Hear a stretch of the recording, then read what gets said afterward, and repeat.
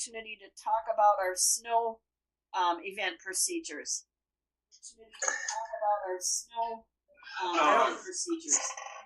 Crystal, is it just you're looking to do a reiteration of what the procedures? Yeah, reminding people that we do have ordinances in place for removal of cars or during a snow event so that we can plow the streets, and urging people to sign up for Nixle so that they can get notice. Yes, and I believe there was I don't know if it went out yet, Trina, is there a Facebook post on Facebook, website, and media were all and then, so there's the the reminder, I guess, of that has been put out today, so. Thank you. Thanks, Crystal. Anything else? All right. First period for public comment. Yep, so when it comes to public comment, stand up, please, say your name, address, and then try to keep your comments to about 2 minutes. Move forward a little bit. Come on up a little bit if you're willing. The microphone's over here, so that's what you get the last time. Perfect. Yeah. All right, my name's Kyle Glenn. I've been in Viroqua for about 6 years, or at least around the area. I've been like 10 minutes south. For the last 2 years, I literally just moved in to the city, like 807 West Decker.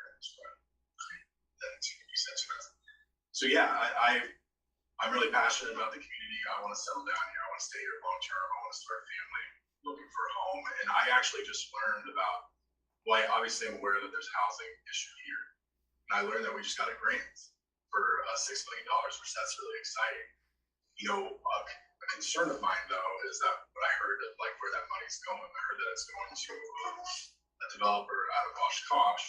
You know, I mean, he's got a proven model, I understand, but the issue that I understand is that what concerns me is that I understand the $6 million would go to him and he's gonna own the land and then also be collecting the rent off the land.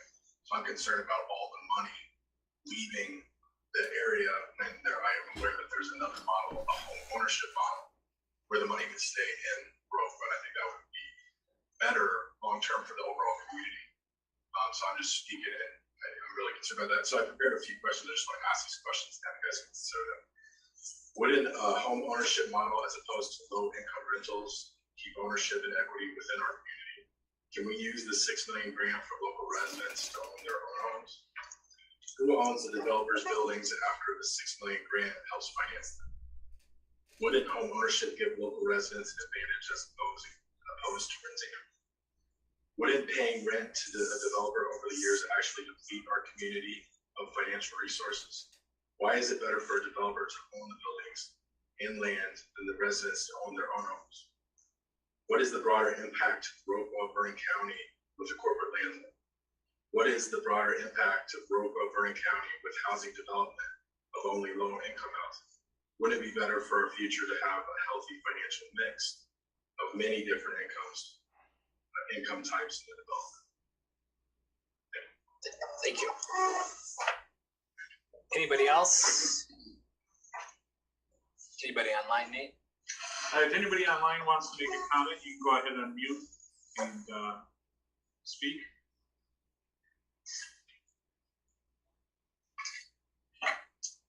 Good, Mayor. All right, thank you. Number 5, mayoral appointment of Andrew Burgum as Ward 2 alderperson. Who's here? You can come on up, and if you'd like, say a little bit about yourself. Yeah, I'm Andrew Burgum. AJ is what I've been called since birth. Grew up here my whole life. I've got 2 young boys with my girlfriend. I grew up in school with Jack and Tripp. Looking forward to working with all of you guys. This is new to me, so I'm eager to kind of jump in and learn how to do all this stuff. So please give me any open feedback. Help me to help you guys. So, all right. Thank you. Does anybody have any questions? Tanya. So I think I was asked by a resident to look into the matter of Andrew's background. And so is it all right if I share that? I don't know. It's public record. Well, a background check is done on all new people, so that has still not been completed. But from what I've been told is that that particular item that you're probably planning on bringing up is not an issue. So it's fair to talk about it.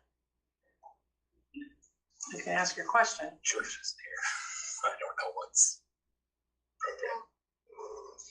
It's a matter of public record. I mean, I'm not a lawyer, would so you like to share your background or? 9 years ago, I made a mistake. I broke into a local establishment here. Took some things from there. Those things were returned. I've done my community service. I served my 60 days in Vernon County. I moved on from that. I made peace with that. I still go and frequent that golf course with the same people that work there. I moved on. The reason why I have a question about this, and I worked with people who, make mistakes and move forward. I work with people who are in the criminal home system and don't make mistakes. I'm not all in favor of helping people move forward. I'm not comfortable having that be a part of an appointment situation.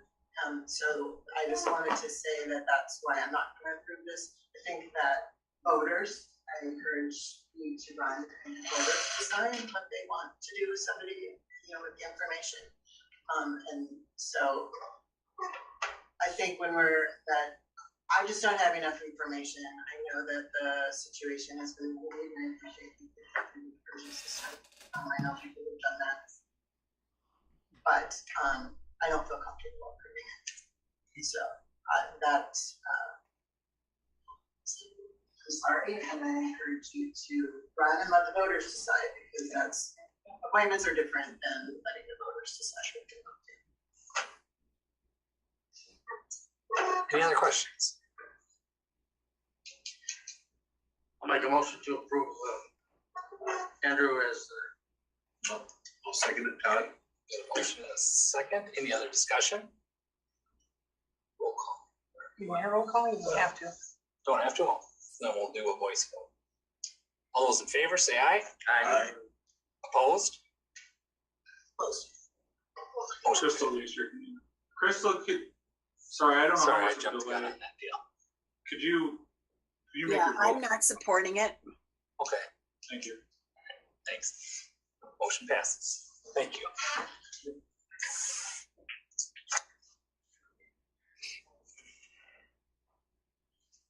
Moving on to number 6, I'm going to pass this one off to Tanya. Number 6, approval of the 2023 shared ride taxi service proposal. Okay, as you guys are aware, this was going to be our 5th year going into shared ride taxi. However, with the situation we had with the potential conflict of interest and things, we ended up going out for a procurement for the next 5 years. So this one would be for 2023 through 2027. The first 2 years would be basically the regular part of the contract, and then the next 3 years would be where you guys could choose if you wanted to extend the contract on those yearly basis. So we went through the process of going out for bids for the shared ride taxi.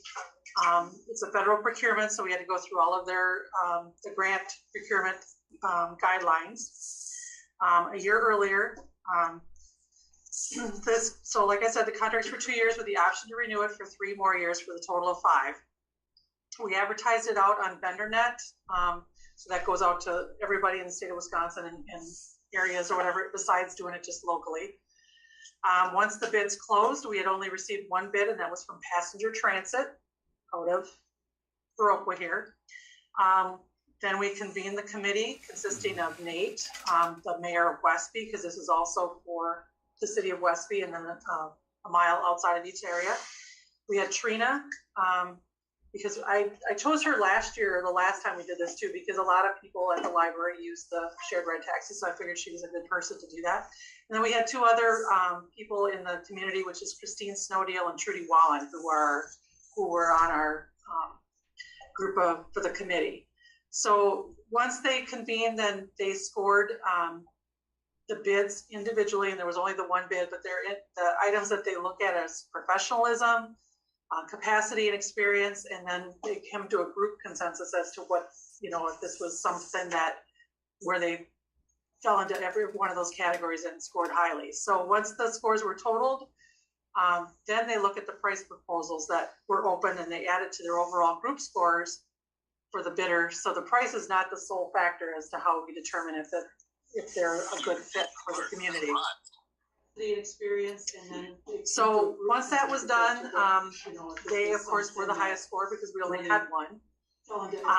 Then we compared that because we only have one. We had to do a single bid analysis based on the cost. And when their cost came in, we found that they were a responsive and responsible bidder because they scored actually within $1 of our independent cost estimate. And how I chose that independent cost estimate was based on our the cost of living increase that we would have done if we would have basically extended that out for the additional year because we did a year early. So based on that, they were $1 over from that independent cost estimate, which brought it at $34.47 for the service hour. The committee reviewed all that. They felt that that was within reason for what we were projecting, especially when some of the other carriers we've heard were coming in much higher than that throughout the state. And that was one of our concerns with actually going to a full procurement, if you guys remember when we discussed this. So the other part of the procurement is that they make me contact other vendors and ask them, why didn't you, submit a bid? One of the people that I contacted stated that they were not bidding out any new services because they had lack of staffing. They didn't have enough people to actually run the program, so they were not interested in bidding. We did have one call us 2 days after the proposals closed and asked if we were going to accept any late proposals because they had dropped their laptop in a mud puddle and lost all their stuff and was wondering if it was going to be okay for them to go through the process of recreating everything. Well, the state doesn't allow us to take late proposals in the first place, and if that was their reasoning for not submitting a proposal, they could have contacted us sooner than 2 days after the thing happened. So I did bring that up to the committee, and they also said that that was not an acceptable reason to actually continue it on. So, but the DOT, the Department of Transportation, was involved in the entire process through the whole thing. And so we've submitted all the information. They are allowing us to send out the intent to award letter, which we did to Passenger Transit, and the president is Richard Running, so he is here tonight if we have additional questions. So the hourly service rates is for the first year, and the second year is their $34.47. The third year, if we just decide to do the option, was $34.81. Year 4 is $35.16, and year 5 is $35.51. So that's based on a reasonable increase for each year. So in the packet, I also put together the shared ride contract agreement, and we have the funding on this is based on 17,372 and 50 hours of service, and that's including the city of Westby. So those hours are including both Viroqua and Westby. So the 598,830.08 is based on $34.47 per hour, and we would get a percentage of that back with the state DOT shared ride. So with all of that, we felt that they've met all of their the things that they needed to do. There's no conflict of interest here that I can see. We've kept the current mayor completely out of this. He was not a part of the process. He wasn't part of putting the bid together. So I'm looking for the council to hopefully approve this and we can move forward. And then this contract would start as of January 1 with Passenger Transit. And we would do an additional lease agreement with the vehicles that we have currently through Runnings. We would transfer those over to Passenger Transit. Is there any questions? I know I went through that pretty quickly, but hopefully it's clear as mud. Or does the city of Westby, do they have to approve it as well, or are we the deciding factor? We are the deciding factor because they that was another point. I'm glad you brought that up. We had talked about during the new procurement, one of the things that we could do is have Westby take it over. However, at the time, the state said that they weren't large enough, but they did make that decision that between the two of us that they would be. But Westby at this point is not interested in doing it. However, I am going to start working on a memorandum of understanding that hopefully they can look towards maybe in the next procurement or work towards that somehow being able to either reimburse us for these administrative costs on these or somehow do that. But that won't happen before this one goes into place because this was expedited by a whole year. So, but yeah, that's one thing with them being the secondary. They don't actually have the choice. They kind of have to ride along with us. Pardon the pun on that, but they just have to jump on board and go along with us. So, yeah. Make a motion to approve that contract. Have a motion, second? Second, Christie. Any other questions? Crystal, do you have any questions? No. All right, and we need a roll call on that. Steve. Aye. David. Aye. Tanya. Aye. Todd. Aye. Cindy. Aye. John. Aye. And Crystal. Aye. Okay. Thank you, everybody. Back to you, Justin. Thank you very much. All Thank right. you, Richard. Number 7, approval of Johnson Block engagement letter for audit and accounting services for year ending December 31st, 2022. Okay. This is kind of one of the things that we do every year. It's more of an in-depth engagement letter this year for one major reason is we have a lot more grants and single audits and things that are happening this year. So Nate and I haven't gone completely through this, and I'm planning on hopefully getting Melanie to kind of go over with us some of these major changes in there. I know that GASB 87 regarding leases is a new thing that they're going to have to be doing this year. So there's some new things that accounting wise they're going to have to do. So hopefully there's not a lot of changes, but in total here, I'm trying to find the page if they have the amount for the base audit fee is the $23,300 to $26,100. That's just for the audit services. So the additional things like our single audit and things would be outside of that factor. So if you guys decide to approve this, we kind of want to do it, contingent on in-depth meeting with Melanie in regards to what actually has changed. But we do have our audit set for the end of February, early March. So they've been doing a really good job for us going forward. So unless you have any questions, that would be my recommendation that we move forward with this pending Nate and my review with Melanie on the changes that have happened. I make a motion to approve Johnson Block. This is Crystal. I'll second. Got a motion and a second. Any other discussion? Do a roll call now. David? Aye. Tanya? Aye. Todd? Aye. Cindy? Aye. John? Aye. Crystal? Aye. And Steve? Aye. All right. Number 8, discussion and approval of Johnson and Block engagement letter for sewer rate analysis.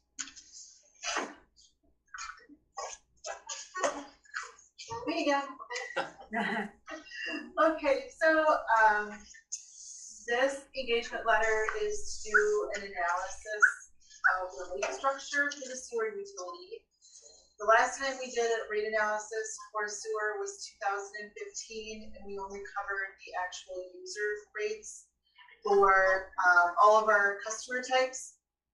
This letter will, this analysis will cover the rates as well for all of our customer types, but it will also do an analysis to see if we want to move away from doing what's called a residential equivalency unit or REU for our non-residential customers, which include industrial, commercial, public authority, and multi-housing. The reason why I would like Melanie to do that is because a couple of reasons. One, since the pandemic, we had a lot of businesses closed. And under our current permanent fee structure, or like a monthly fixed fee structure, we base that rate on the previous year's usage for our non-residential customers. So the pandemic hit, everything was closed, we lost revenue that year. But then the following year, we were really hit because their usage was down. Our charge, what we charge for a monthly fee for our customers was also down by $52,000. That was for 21. For this year, we were down, well, we will be down about $47,000 over the pandemic, or since the pandemic. So we gained a little bit, but not much. Customers really don't like the fact that their rates fluctuate every year based on their usage. It's hard for them to budget. It's hard for us to budget, especially now Sarah and I have gotten to the point where we're pretty committed to having a good budget to be able to count on our revenue, and this will help us greatly. So I have asked Melanie to kind of do a full analysis of our structure. The fee is $5,500 to $7,500. That was based on the criteria that you see in the 3 bullet points ahead of, just above that, where Johnson Block would have to do that work. The first bullet point, the cash flow, that's something that I have done for the last couple of years. And Sarah and I, every year we sit down, we estimate our revenue, we estimate our expenses, what's coming up for projects, what we need to put aside for our debt, etc. So I have already had that actually up to 2027, 28 this year. And so I did email Melanie and I told her that we have all this stuff already. I can send it to her as soon as we sign this letter. So while she did want to bring this cost down, she did say that they do a per hour rate, or per hour rate. So that whole thing right there will take out probably 20 to 30 hours of their time. So that will reduce the cost greatly. Don't know what they're running into, but and then once the analysis is done mid-year, we'll both bring that back. Have you looked to see kind of what our rates look like? What if we go to a meter-based rate? Keep the REU. There'll be a lot of things to present. We'll do it over a couple of different sessions. This was brought forward about public works. Thank you. Any questions? I'll make a motion to approve. I'll second. Tanya, second by Cindy. Any other discussion? Now, do roll call, please. Tanya. Aye. Todd. Aye. Cindy. Aye. John. Aye. Crystal. Aye. Steve. Aye. And David. Thank you. Thank you. Number 9, discussion with possible action on special assessment for sewer hookup for 1064 DeFree Street. You didn't know. I know. I just want to make sure you want to know. I don't know what to do with it. I'll stand here. So this is coming to you, and it has gone to Public Works, but it was not approved at Public Works because at the time I did not have the proposal, but I didn't want to spend the delay to kind of think of the timing that we might be into January before I could hear from the okay report, because this has been a long time in process. The property currently has a septic system that's failed. The county regulates septic systems, even though it's within the city limits. It's the county that's been dealing with it. Originally, they looked at getting the septic tank replaced, repaired, but there was no source of funding for them. The county had worked with them and was unable to find anything for them. So then they came and said, well, what about connections to the city sewer system? Because again, they are in the city limits. And they do have city water, so that's important to see as well. So long story short, it's been a while to get the Badger Environmental, the contractor, to be able to give me a proposal. It wasn't so easy as to just say like, oh yeah, here's a service connection, because they are downhill of the last manhole that we have on the cruise. So we spent some time trying to figure out how to do this. They're also sort of up and elevated, which means there's rock that we're dealing with in that situation. And so excavating to 6 feet down can be a challenge. And so when we went out there, as you can imagine, getting people to do work in a quick time frame isn't always easy. A lot of these contractors are getting done their sort of seasonal projects, and now we were able to get them in. So we're talking about doing this within the next couple of weeks, because there is an immediate concern about the septic tank overflowing continuously in this area. So I would say I'm bringing that because I feel like this is truly an urgent need. And so when they came to look at the city system, one of the tools that we can provide is a special assessment, right? And so what happens is this work gets done, it gets built to the city, and then just like the sidewalk assessments, we would then charge it back through taxes at an interest rate. And I was trying to look that up while we were, because there's something that's set by the city. It's like 4% over 5 years. And so that would then go like our sidewalks and over that 5-year period for the property owner to take care of. So that way this can be dealt with immediately because it certainly needs to be. So if you want to scroll down, the cost is not a little cost, but I will say that that's not entirely all of the homeowner's cost. So unfortunately, I didn't catch the contractor before they sent us $5,200 of it, so still not that much, is them putting a manhole in for us, because on DeFreeze, the last house made that extension and there was never a sewer manhole put at the end. And so we don't want to cause problems for the adjacent property owners that are also going into that single pipe. We want it to go into a manhole and therefore then drain out. So 5,200 would be sewer costs, the remaining 15,000. And I did ask him to not propose this number, because I don't want to have to go back again and be like, oh, it was a little more expensive, because there is always that potential, because depending on if they find rock, shallow rock, that would interrupt what we're doing here. But the gist of it is we could not figure out a way to go from the inside of the house to the sewer by gravity, just because of where the entry points were coming into the system, like in the house. It wasn't economists on the economic front. Rosie provides a reason for some optimism for the holiday season, and I would argue for the year ahead. We learned last month the inflation rate came down more than experts expected.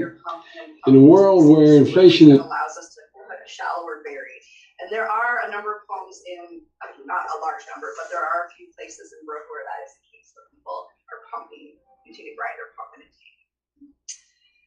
So what I'm asking for is to allow this to be a special assessment to connect to the city sewer system, which was then, it's a city issue, not a sewer department issue. So this is a special assessment through the city.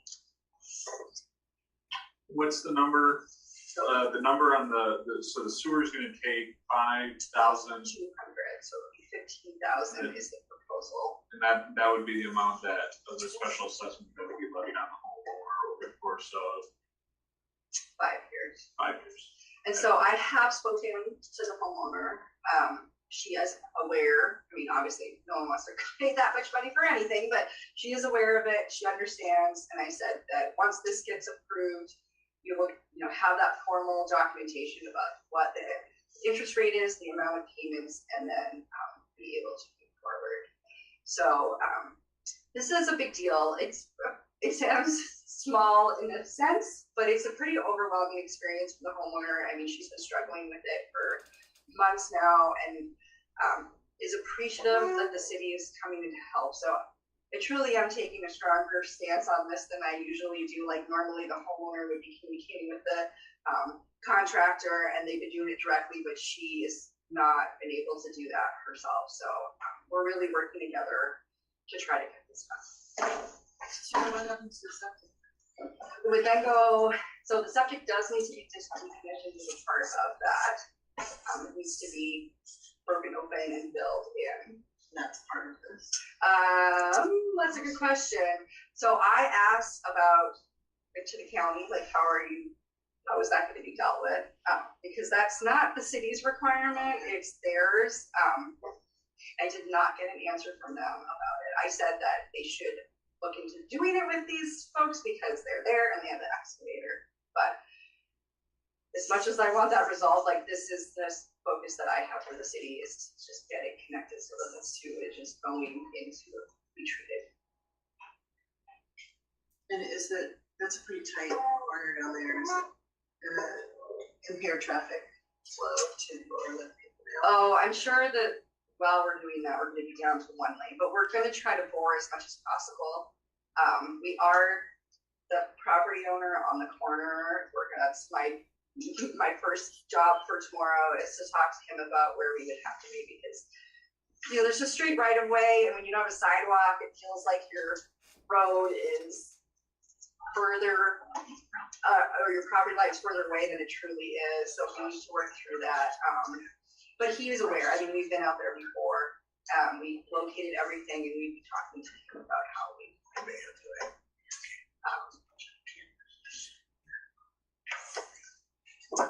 Question.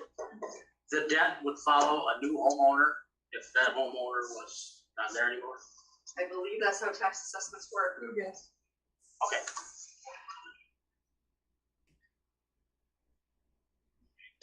Any other questions? Motion to approve the special assessment for Viroqua for 1060 42nd Street. This is Crystal, I'll second.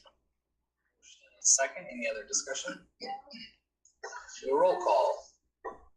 Todd, Aye. Cindy. Aye. John, Aye. Crystal, Aye. Steve, Aye. David. Aye. And Tanya.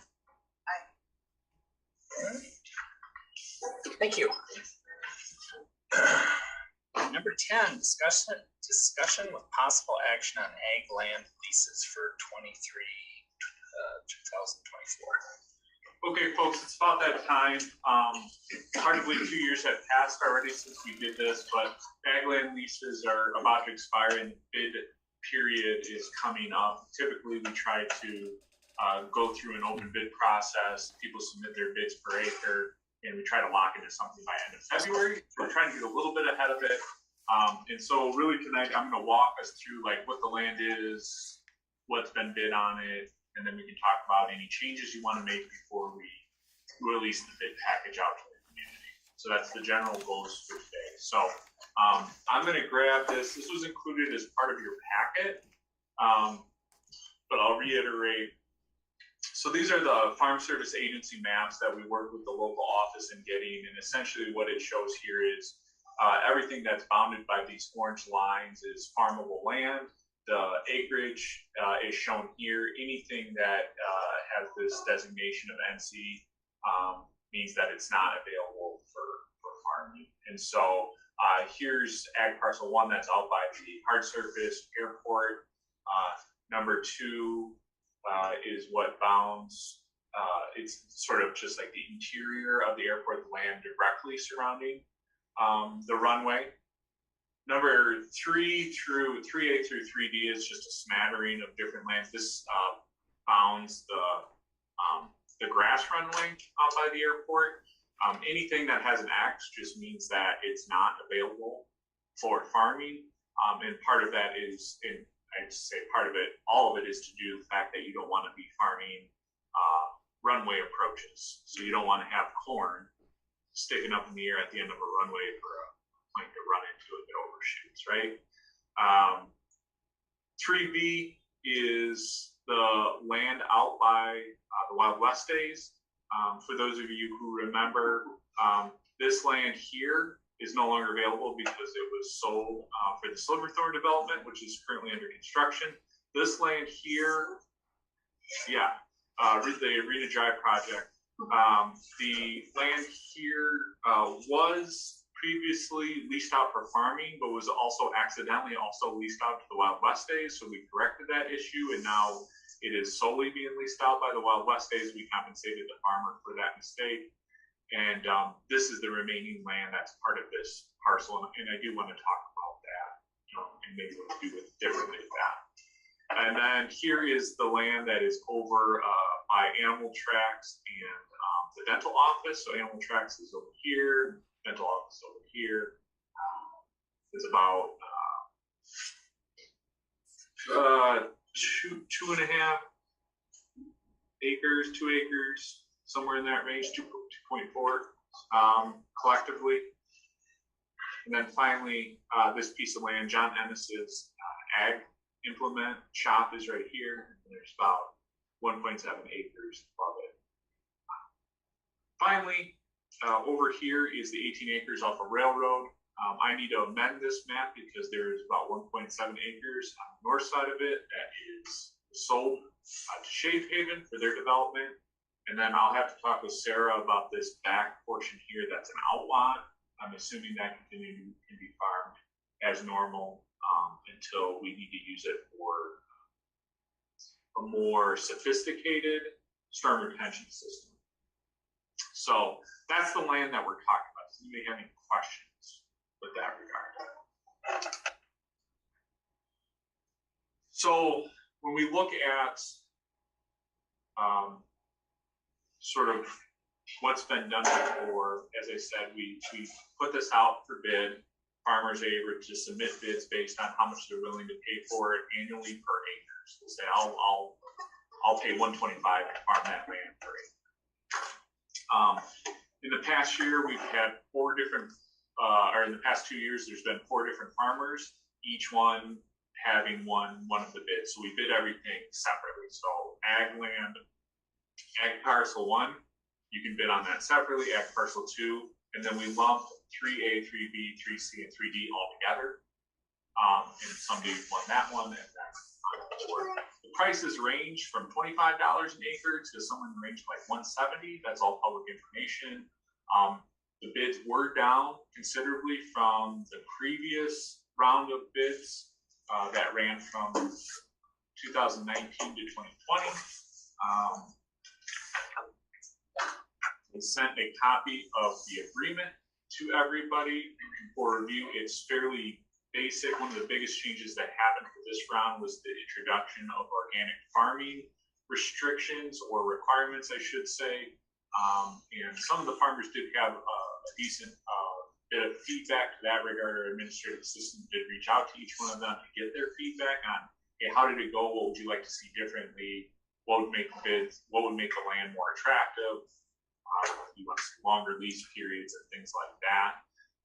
So I can go into that feedback if you'd like, but ultimately the big question is, do we again lease out all the land as it's shown here with the changes that have been made for what we've sold and can't be farmed anymore, and what do you want to do with the lease, the terms of the lease that is, and what would we like to change there? So I'll take a pause and maybe take initial input or questions at this point. Dave. Now, we were down, what was it, $8,000 the year before from previous? For the 2 years before, yes, sir. $8,000 because they can no longer use Roundup, is that correct? Is that what the big difference was on the bids? Because they couldn't use Roundup? The bids were lower because that's what they decided to bid. I do believe that a large reason why some of the bids were lower is because the farming was just more challenging because of the organic requirements. Yes. So we got a bid of $25 an acre from this one farmer, correct? Correct. Can we put it in the bids that we can accept or reject bids? Yes, we certainly have the option, no matter what, that we can reject or accept any of them. $25 an acre. Yeah. The thought process at that point when we accept it is, okay, well, that's our land, so now what? Is it possible for us to set the prices? That's a good question. I would have to look more into what the requirements are for public bidding as it comes to leasing out farmable properties. Price of rain.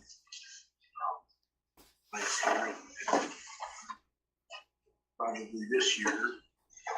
I certainly think that money will go on. This is Crystal. Could we do a minimum bid? Yeah. That's another question.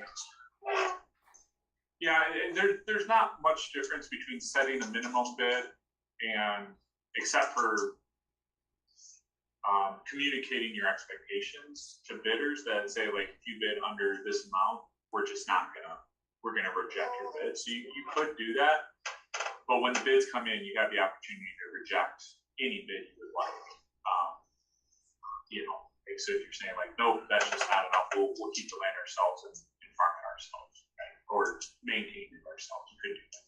Did you find that the smaller, less desirable properties brought the least of the $25 an acre? Is that why? Were they just small parcels that Certainly, bigger farmers don't want to farm? Or? There's certainly a correlation there between the ones that are more spread out. So parcel 3 takes a lot more gas and time just to move between the different plots. But whereas number 4 here, which is 18 acres, is all in one spot. So I do think there's probably some correlation. How excessive.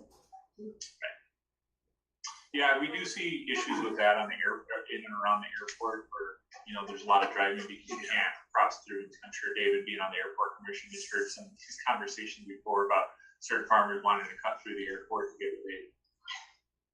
Well, some of that property, Todd, is Christian's property. Oh, yeah. And some of it was Sealand's property. Yep. So they retain their property with their bid. Yes. Oh, okay. That's they Give the right to first. They have the So right they're bidding. one of Yeah, them I see. to retain their whole farmland. Okay. It was the airport bought from them. Yep. Okay. The other one is, I don't know if you can say, is Joe Bestbach. Yeah, it's all public bids. Yeah, and I don't know who the fourth is. Joseph Clark is Joseph farming Clark. that. Yep. Okay, those are your other two. I just think that, like Crystal said, maybe a minimum per acre bid would be a good option.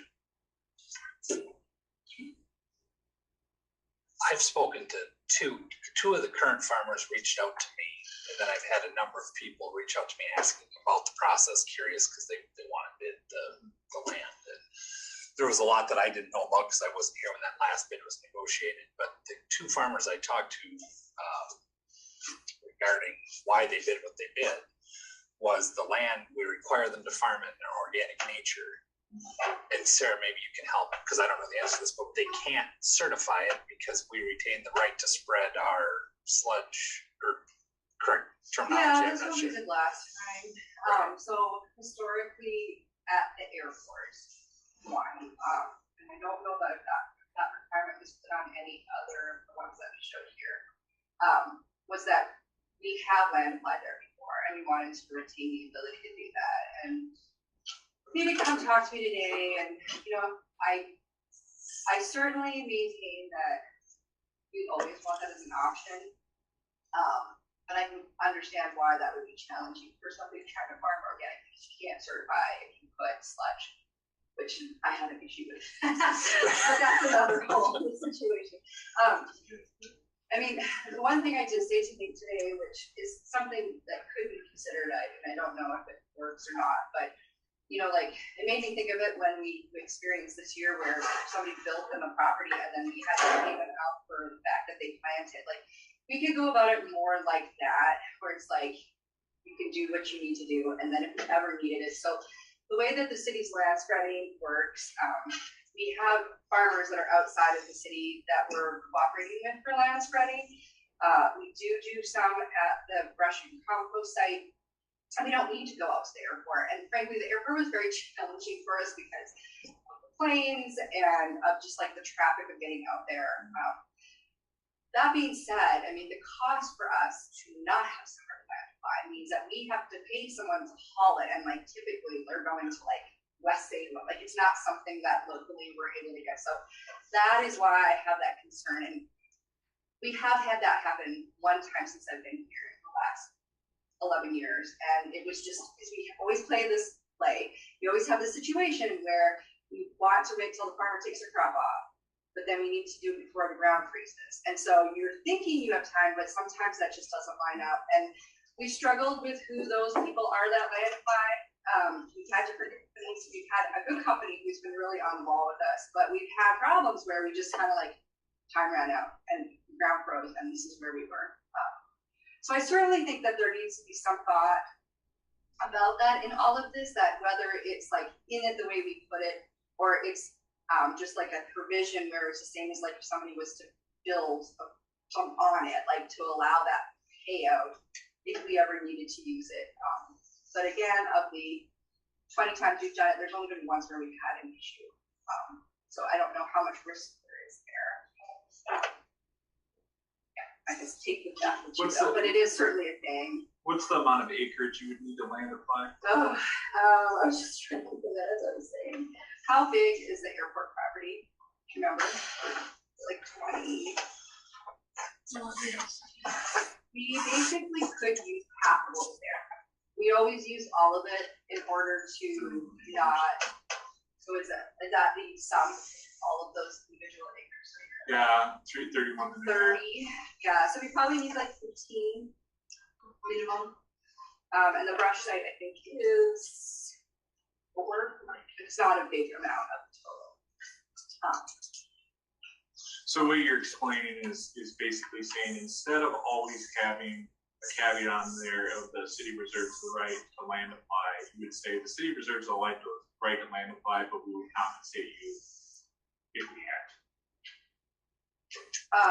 Well, so that's one way of looking at it. I mean, I was even thinking of it in the same sense of like what we do when we eliminate or cancel the contract or choose a contract for a purchase of a building. You know what I mean? Like, for example, like what did you do when for the shading property?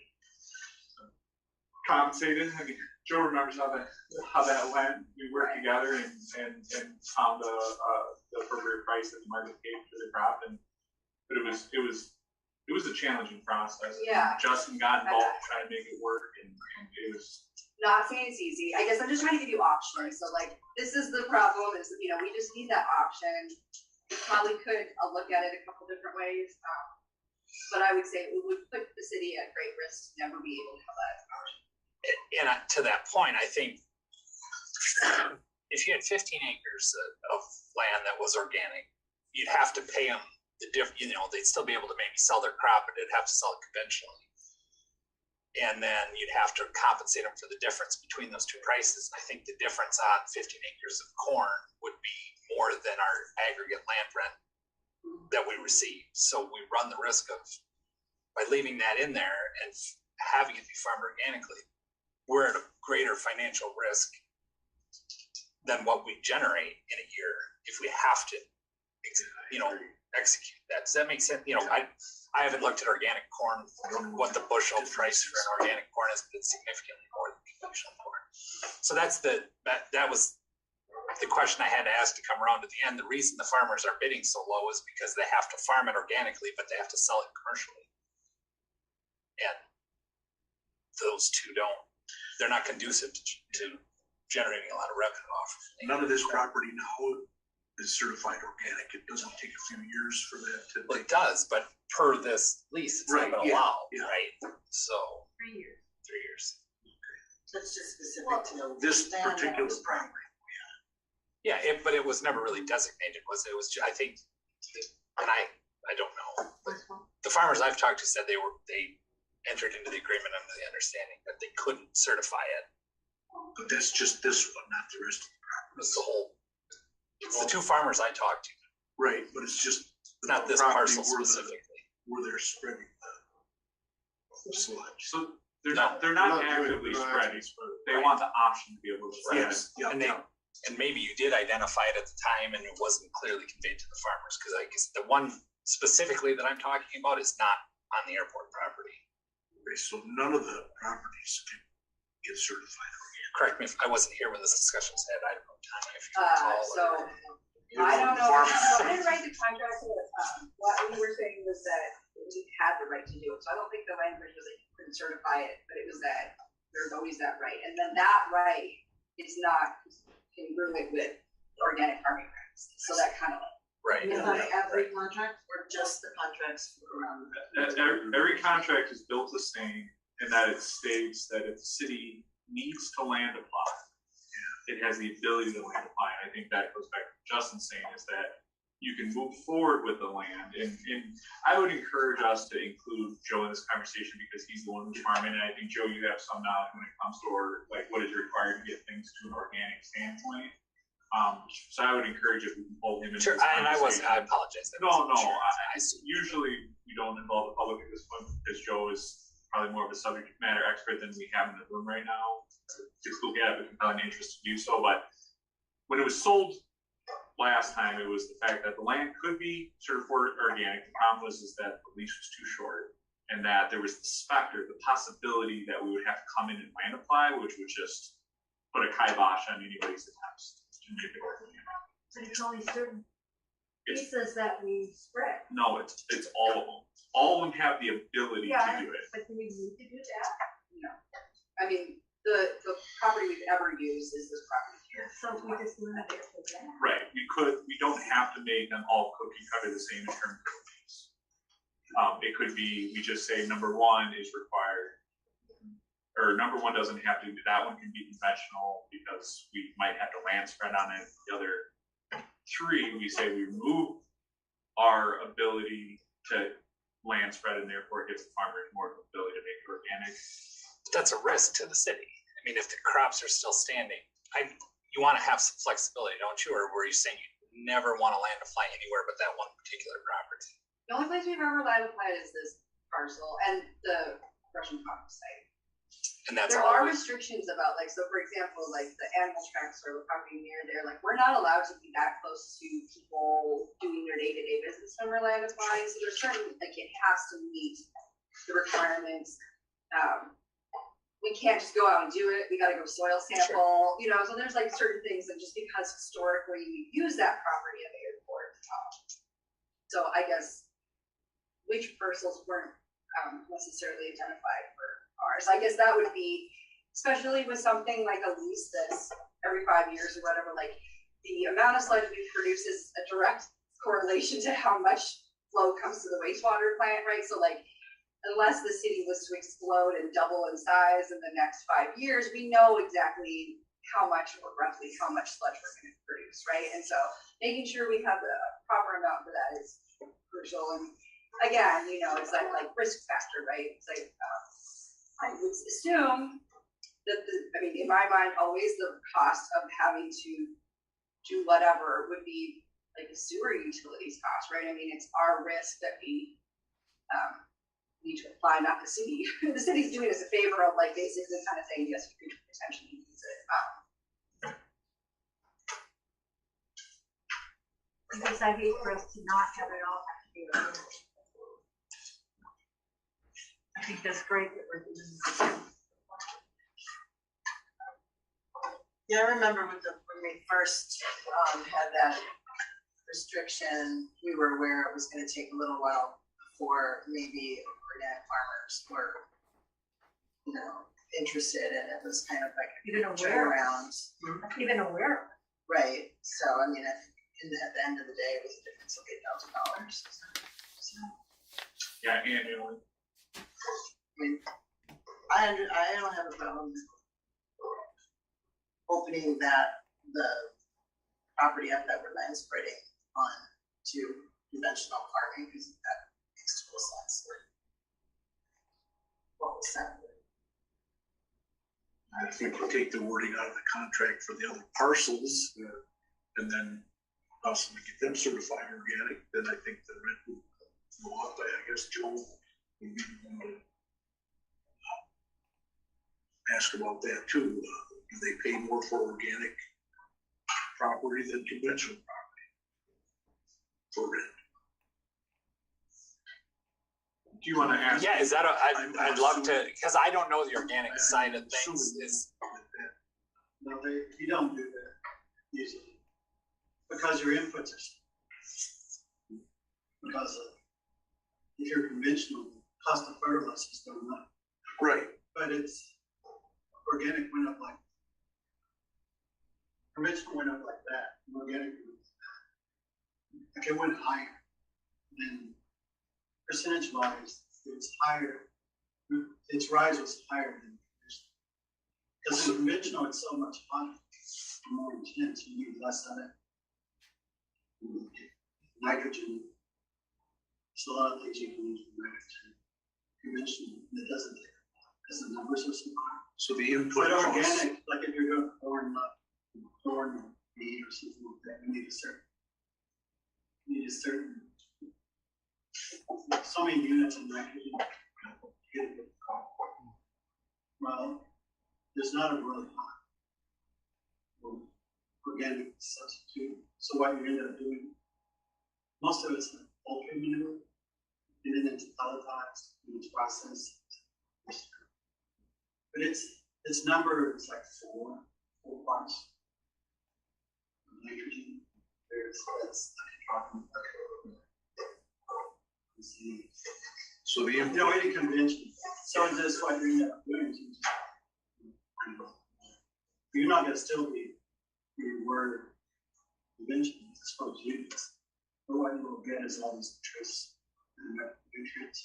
Because it's in the chicken manure, so you get a lot of other things that you won't get in convention. But we just kind of force the color. Because you can't just apply nitrogen. Fish and some sewers. So most people that aren't one point is about 5 degrees.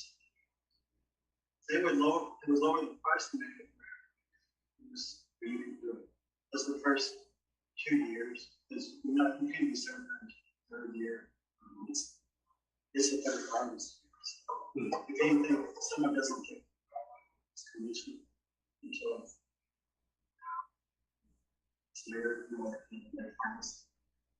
then also now you want to listen to that. And usually people, if it's organic, you need to rotate. And so what you end up doing is a lot of properties in this area that you end up putting a lot of output mass or erosion. There's not a high. So what you end up doing is you raise a high value from somewhere that's flatter or come to a yes, still in all this grass.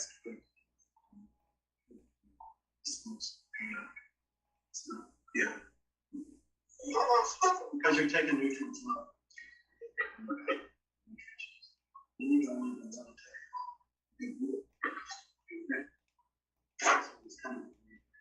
so a lot of people will lower the rent because you're forced to put all this grass and stable. Slowly continue this farm. All that too. So a lot of people, they just end up charging less because they know how much.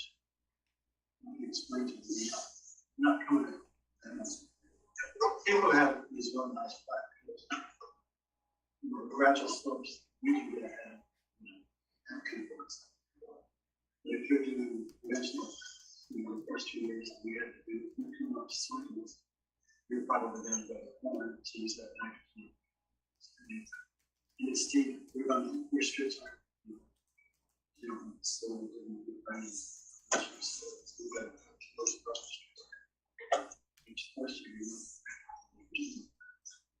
it's so small. Usually the lands. That's what I did, right? And so, you might land, you got to land.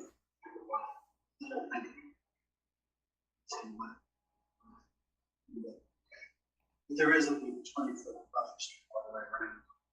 Grass, all the way around. That's around. You have to be 20 feet away from the condition. So it makes you, so you can't certify that. You can certify that, you can't sell it as organic, it's 20 feet from the condition. So you kind of lose that. Okay. So the land, it's hard to bid on land, little tracts of land that's hilly. you can't bid over convention. It's like around the convention. Kind of, from the direction and go along. Yeah.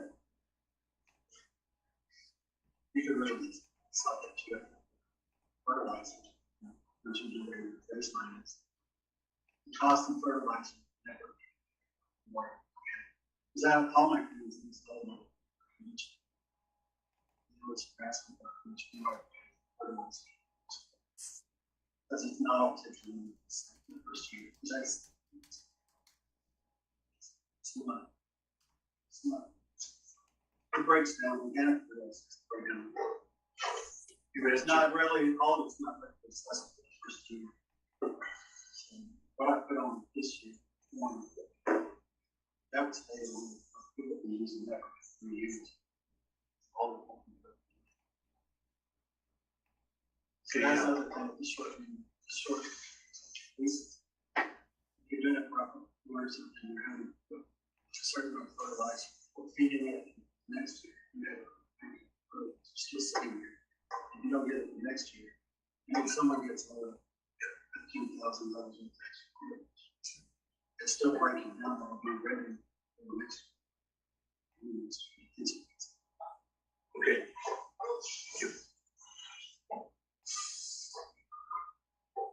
So, what do we think? You talk to the farmers. They talk to the farmers. Yeah. Can you share that? So in terms of it, most of them have the same things. One is a longer lease than 2 years. I think for the reason Joe explained, it takes that long to get it certified, and all the implements you put into it. It would just be nice to hold it longer. I know personally, I think that it would be great to not have to do this every 2 years. Administratively, it's just nice to be able to kind of set it and forget it for a little bit. Is there a reason why we are able to do this for your leases? I asked Lori that question, and no, I couldn't figure out. I think just Tradition. yeah. Really? Been that way before we started. I remember talking about this with the former mayor, not Karen, but Larry, and I don't remember why, but we changed it for a reason, but I don't remember what that was for. Lowered it in a number of years. Yeah. Does it have to do with the Vita property, like in case someone was coming by? Is that no, I don't think so, because there's like a very small window you would have to hit if you wanted, like if somebody was trying to buy a piece of land now and they were like, I want to make a deal now and work out perfectly, because then we just don't put it out for bid. But you only have like a month window within a 24-month period in order to hit that, right? So I don't know if that would have anything to do, but I can't say I know the historical reasons why it was set for 2 years. It seems like it had something to do with the Wild West States grounds for some reason, but I don't know for sure. Yeah. Without looking into that, I don't know. So I would say certainly on the conventional, going to 3 years, at least 3 years would be my recommendation. If you're doing organic, I think what I've heard is going closer to 5, just because of all the work you have to put into it. And that was pretty consistent across all the farmers that we polled that are currently on the land. Some of the other feedback was at least 2 or 3 of them stated, well, at least one of them stated, would like to see things put back to regular conventional farming instead of organic. Weeds overtake everything so quickly, and lands that ends up being so depleted, would like to get some fertilizer up there.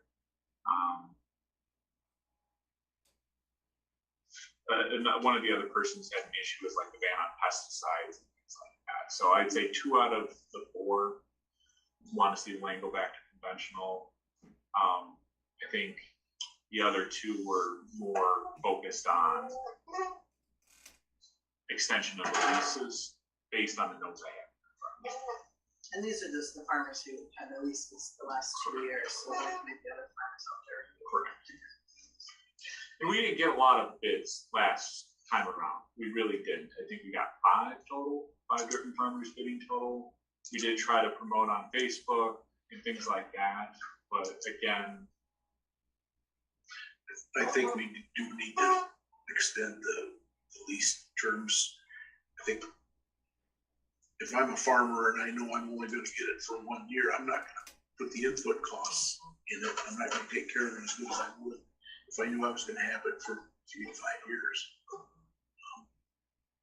And then I think, that would probably help boost the rent a little bit too, if they take that into consideration. Joe, would a 5-year lease be better? You think?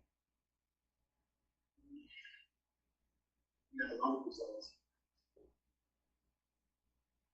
Well, is that kind of bad because then you're 3 years in, and then I don't know. I'm just wondering about again. It's still raised to. Yeah, the main thing is would be bringing up how much fertilizer you build on. So I just put it on as far as like not putting enough that to meet thousands of dollars for fertilizer. Yeah, and it's only fair for him to reap the benefits of that. Right. Yeah. Why don't we make it a 5-year? And then the next guy comes along, if he knows he's only gonna get it for a year or two, he's not gonna spend the money on it. In case he doesn't get it the following year. So we definitely need to look at the terms, I think.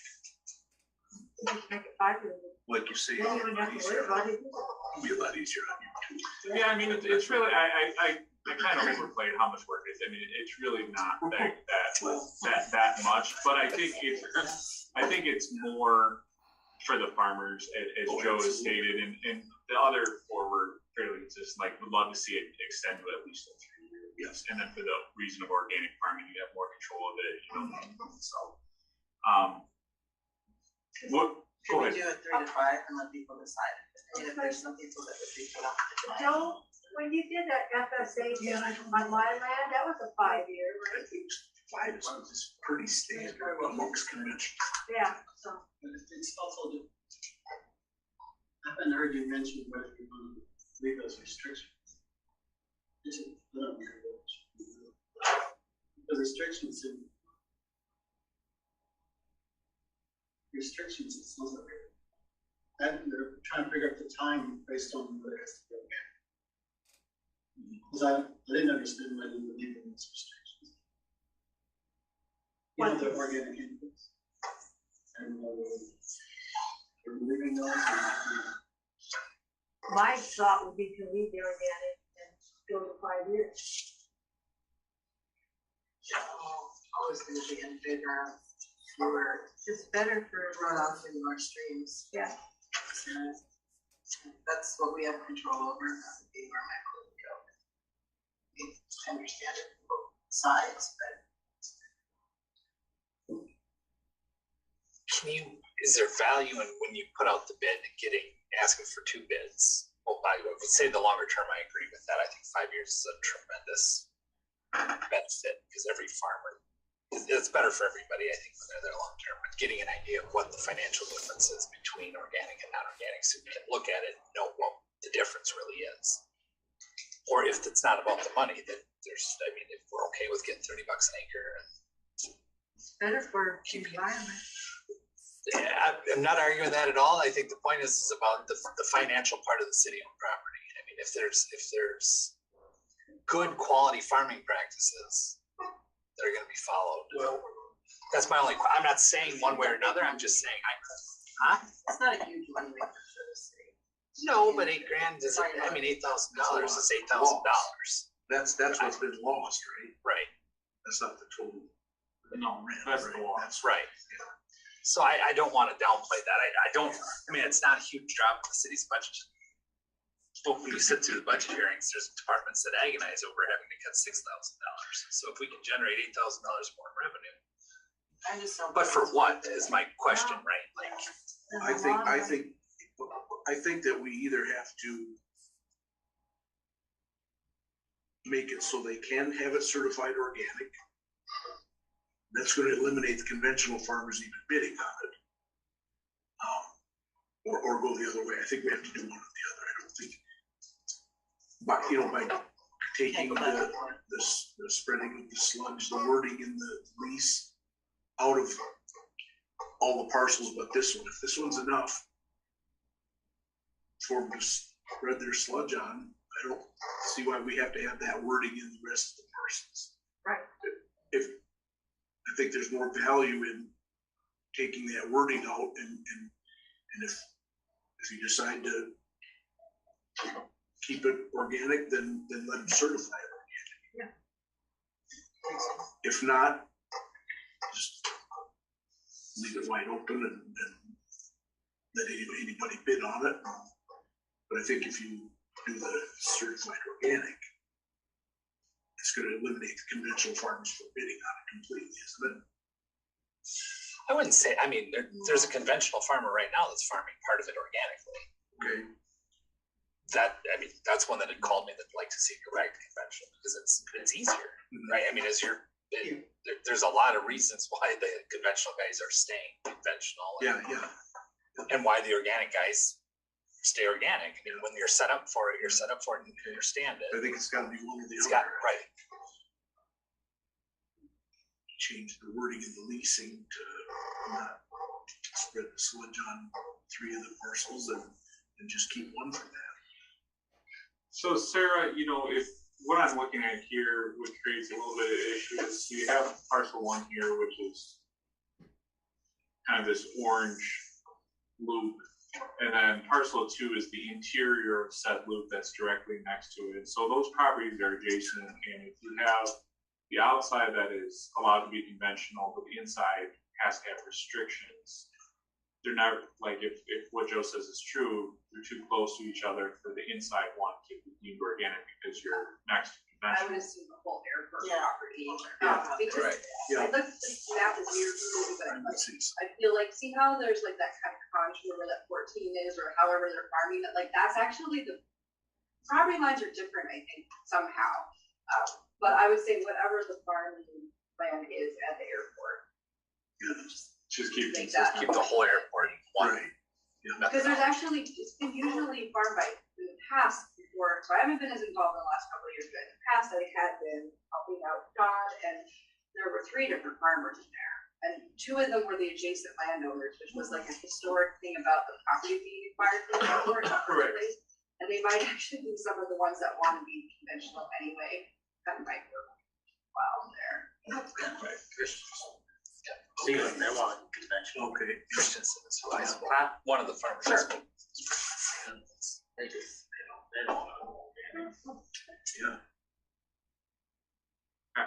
So what I hear as an idea, at least, is parcels 1 and 2 going conventional, retaining the land spreading option. They could still be organic, maintain the land spread. They can't be certified. No, but they still could. They can't sell their crops organic. They have to sell it as conventional. Is that correct? If you're not certified, you can't sell your crops organic, even if it is. Is that correct, or am I? So they have to sell it for conventional pricing. For people who are in transition, they have transitional labels out there. Well, that I don't believe so. No, it's just, you don't have a certificate that follows that. It's just, you could sell, or if you could find a buyer downstream. No close.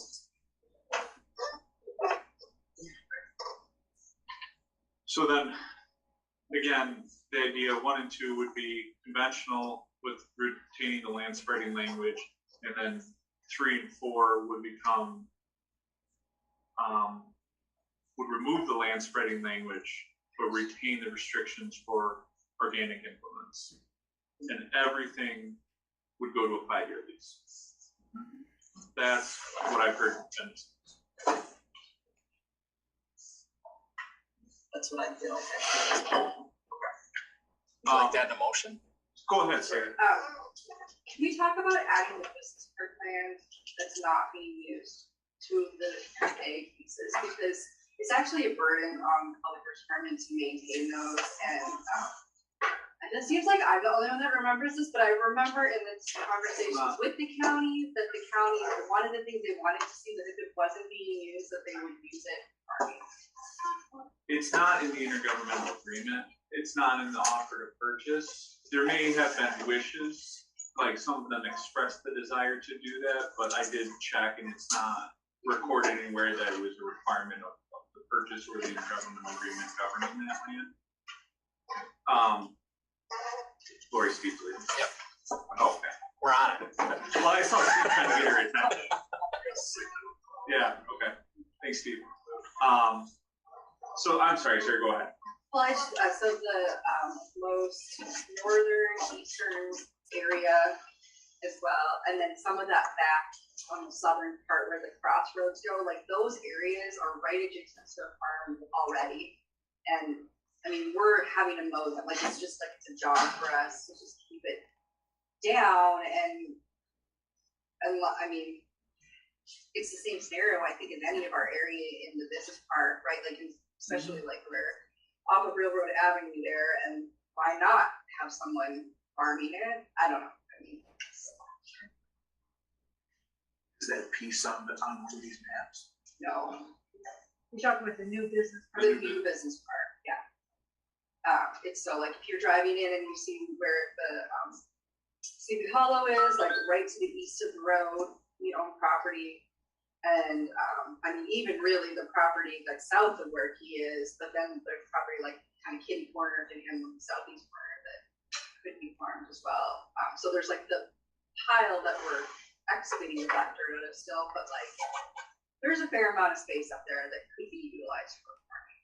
And that's something that, you know, I've talked to Chad about because again, we're needing to go out there and mow it down. I mean, we're not mowing it like we mow a lawn, but like we're still maintaining it. Something to think about. Yeah, I don't see why we couldn't do it. We would have to go through the process of figuring out what those parcels look like and how much we want them to farm. So there's probably some legwork to do with that. I don't think it's outside the bounds of us moving forward and doing it. Just I wouldn't hold this part up to wait for that to come in. So we can look into that, but if we can get these out the door, try to get a decision on these tonight, I think we can follow up with just getting the business part land out there as well. I'll make a motion for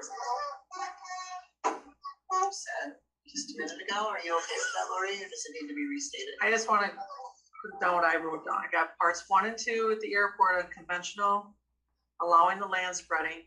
Parcels 3 and 4, removing the land spreading and remaining organic, and all going to a 5-year lease. Is that what I heard? And that's what your motion wants to be? Okay, I second that.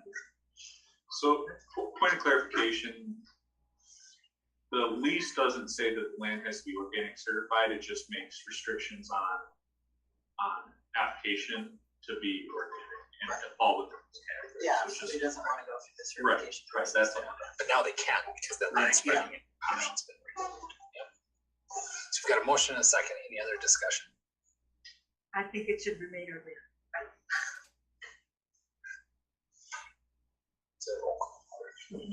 All right, all those in favor of that motion, say aye. Aye. Opposed? Aye. Crystal? She rose her hand. Which one, Crystal? Sorry, I caught you late. Which one do you want? I want aye. So, yeah, she's in favor. You're in favor. You're in favor. Yes. Yeah. Okay. All right. Justin, if I may. Yeah. So one more thing, where's it at? This parcel here is a little goofy. Since we corrected the issue, what remains in here is just a 2.6 acre adjacent to the Wild West Days property. They leased this from us as well. They had approached us and saying, when this comes back for lease, we'd like you to consider, instead of leasing that out to the farmer, lease it out to us, meaning the Wild West Days. And so they don't follow the competitive bid price. We make them pay what we have determined is a fair market price for what they want to use it for. I'm somewhat indifferent. It seems odd that there's just this little 2.6 acres, but it's not like there's not, as part of this bid package, there's not other little spots around town. Most notably, like this part right here, that's about 2.6 acres as well. So I just wanted to throw that out there for consideration, that they had said like, hey, before you bid this out, you want to just rent it to us because we would use it as part of their operations. I think specifically helping feed their animals and with parking during their major events. We would write in there, they're responsible for maintaining it. If they're not growing crop on it, they are responsible for maintaining it. And so therefore it wouldn't be a burden on the city to maintain that land, but just something to consider there. To be honest with you, I don't know how attractive that is to a farmer versus it is to that, but I will tell you that the Wild West Days pays more per acre than that farmer's paying per acre. Can you say what the per acre rate is? Simplifies things a little bit, I think. Yeah, I can. I agree. I'm just curious. The Wild West Days land, the contract that we have with them was somewhere in the range of 16.3 acres at 12.25, so it comes out to 75 per acre is what they're paying us. The last bid was at 25. Not to say that the next bid can't be 150. It could be, but it's just kind of it's whatever you want to do with it. But, so I can't say that the Wild West Days, I haven't talked to them recently. I think we worked with them last year around this time, Lori. And so I can circle back to them and say, the city gave you the first option if you want to rent it and add it to your lease. Otherwise, we'll bid it out. This is annual also then to Wild West Days, this is the lease they already have. They have a longer lease. Theirs is It's 5. 5 year. Thank you, a 5-year lease. Yeah. But they're on obviously a different schedule. So if you want to give me permission to give them first stab at it and just lump it in with this lease for their purposes of running community events, it's just much different than agriculture use, strict agriculture use. I can do that. And then if they say no, we'll pass on it, then I'll just bid it out. I think a motion would be helpful. Motion. Make a motion to give them the first option on that. Is there a second? Second by Tanya. Any other discussion? All those in favor say aye. Aye. Oh, Crystal, she put her hand up. Opposed? Aye. Still didn't work. Crystal, you're in favor, correct? All right. Pardon? You're in favor, correct? Yes, I'm in favor. Okay, perfect. Yes. Sounds good. Thank you, everybody. All right. Number 11, discussion with possible action on referendum request from Wisconsin United to amend. And Karen's still here. Enjoyed all of this. So I'm not going to say anything. I just like you to take the vote tonight to have this appear on the spring ballot. That's all it requires is the resolution to put it on. Thank you. I make a motion to put it. Wait, I just wanted to give you some more, before you make a motion, I wanted to give you some information that I found out about the cost or whatever. I don't have complete cost on it, but they did say that would be at least an additional $70 because a referendum would cause the ballot to be two-sided. And that would be in addition to any normal cost for programming of the machine.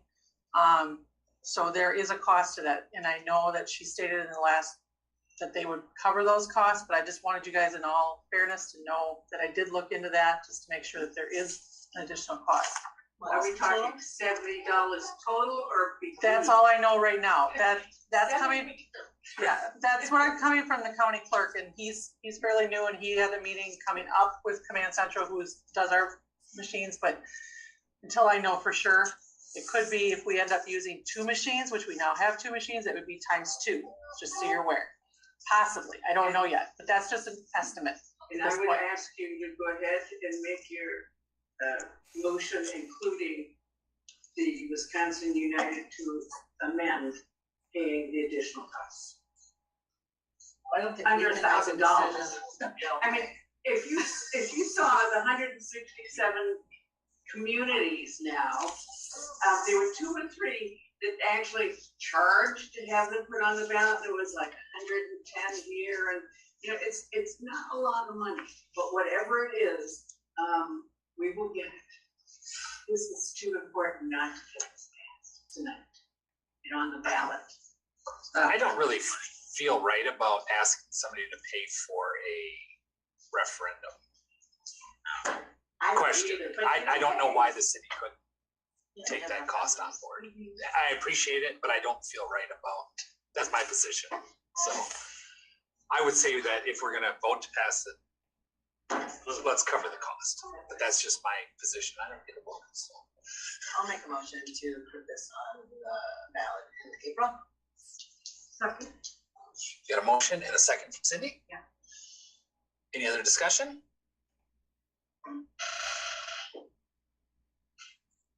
I would do a roll call That's just what I was gonna because say. if We're you're gonna gonna spend money So we'll do a roll call. and you don't want to add on, you just put it on in April, that's the end of the. Yep. Okay. Cindy? Aye. John? Aye. Crystal? Aye. Steve? Well, he's left, sorry. David? Aye. Tanya? Aye. And Todd? Thank you, Karen. Thank you all very much. All right. And you have the wording, the exact wording that we've given to Lori. Yes, I do. think we have to submit that to somebody. Yep, by, it's like the middle of January, I have to get it to him, so yes. Excellent. Thank you so much. Thank you. And happy holidays. Yes, yes, you too. Number 12, payment of the bills. I move we pay them. Got a motion Second. and a second. Any questions for any of those? Do a roll call. We trust you, Laura. Okay. John? Aye. Crystal? Aye. Steve? Oh, jeez. David? He's not gonna appear on Zoom. Tanya? Aye. Todd? And Cindy? Aye. Second period for public comment. Richard. Name and address, please. Pardon me? Name and address, please. Richard Running, 9 Washington Heights in Viroqua. We run the shared ride program, so thank you for letting us bid and accepting our proposal. But what I'd like to say is 2023 will be the 29th year of the shared ride taxi in Viroqua. And it was Mrs. Dowell's husband, Mayor Chuck Dowell, that got it started. Thank you. Immortalized by the mural. Yeah, there's a mural in our office. Chuck Dowell. Thank you. Anybody else? Anybody online, Nate? If anybody's online who'd like to make a public comment, they can go ahead and do so right now.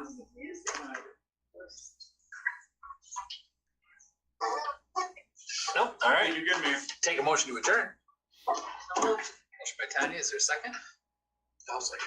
Second by Todd. All those in favor? Say Aye. aye. Opposed? We're adjourned. Feel Thank better, you. Crystal.